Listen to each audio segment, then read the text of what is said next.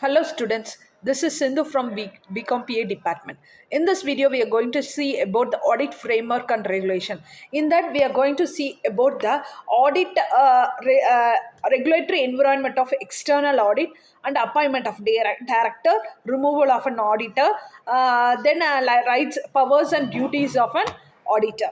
So, external audit are governed by the Companies Act of 2013. Professional standards issued by the Institution of Chartered Accountants of India and Exchange Board of India and Corporate Government Act. Company law, in that government governed mainly by the Companies Act of 2013. In that there is an appointment and removal powers and duties and liabilities of an auditor, prescribes a mandatory audit required for the company. Professional standard issued by the Institution of Chartered Accountant of India ensures uniformity and quality in audit practice. Members must comply with the code of ethics.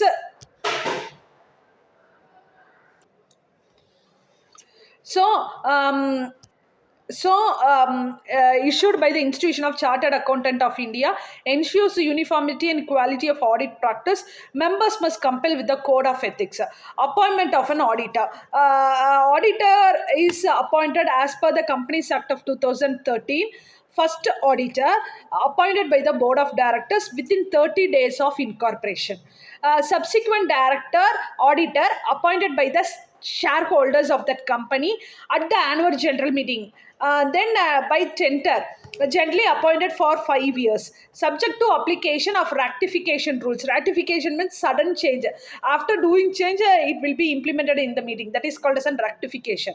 Then mandatory rotation applicable to prescribe the classes of companies, ensures auditor independence, prevents long-term association threats, and eligibility and qualification of auditor.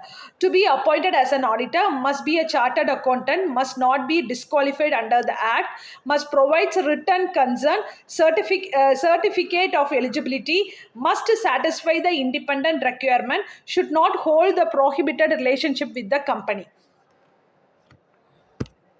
So eligibility and qualification must, as per I said, he must be a chartered accountant, must be comes under the act, must provide a written consent and certificates of eligibility, must satisfy the independent. Removal of an auditor. An auditor can be removed before the expiry of the terms by passing special resolution with the period approval of central government where required. Auditor must given as a reasonable opportunity of being heard. So then importance of an auditor.